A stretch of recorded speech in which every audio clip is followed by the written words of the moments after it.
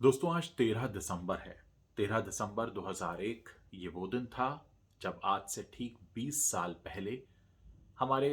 देश में लोकतंत्र का मंदिर माने जाने वाले संसद भवन पर कुछ बंदूकधारियों ने हमला बोल दिया था। ये बंदूकधारी सफेद रंग की एम्बेसडर कार में बैठकर आए थे और उन्होंने सुरक्षा कर्मियों की आंखों में धूल झोंक कर अंदर घुसने की कोशिश की, गोलियां चलाईं, लेकिन सुरक्षा कर्मियों की बहादुरी के आगे इन्हें हार माननी पड़ी और ये वहीं ढेर कर दिए गए। इस बात को आज 20 साल हो गए हैं और इस मौके पर पूरा देश उन बहादुर सुरक्षा कर्मियों को याद कर रहा है जिन्होंने हमलावरों की इस कोशिश को नाकाम कर दिया था। देश के राष्ट्रपति श्री रामनाथ कोविंद ने भी इस मौके पर अपना संदेश दिया है और प्रधानमंत्री मोदी जी ने भी इस मौके पर अपनी कुछ बात कही है। मैं आपको याद दिला दूं कि उस वक्त लाल कृष्ण आडवाणी और प्रमोद महाजन जैसे नेता सदन के अंदर मौजूद थे जब बाहर ये कार्रवाई चल रही थी। मैं अब आपको बता रहा हूं कि आज संसद पर हमले की जो बरसी है, उस मौके पर हमारे देश के राष्ट्रपति रामनाथ कोविंद ने क्या कहा है। उन्होंने कहा है कि मैं उन बहादुर सुरक्षा कर्मियों को श्रद्धांजलि अर्पित करता हूं जिन्होंने साल 2001 में आज ही के दिन आतंकवादी हमले के खिलाफ दुनिया में सबसे बड़े लोकतंत्र की संसद की रक्षा करते हुए अपने प्राणों की आहुति दे दी थी। आप सोचिए कि संसद भवन की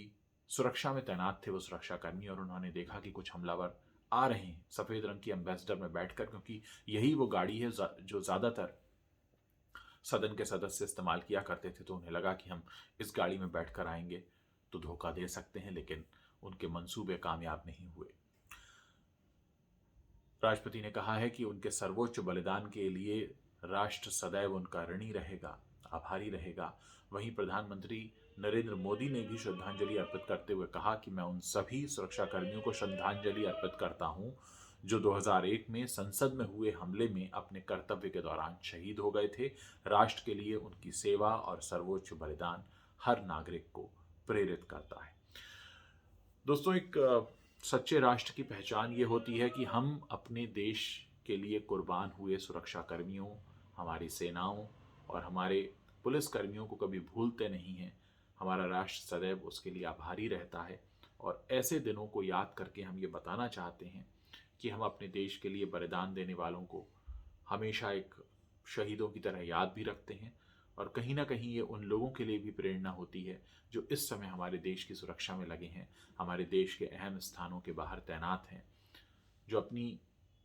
प्राण की बाजी लगाकर भी, जान की बाजी लगाकर भी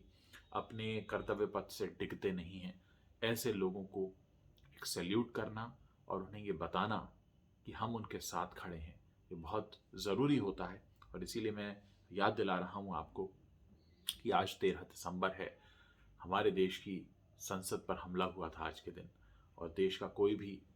निवासी ऐसा नहीं है जो उस काले दिन को भूला हो।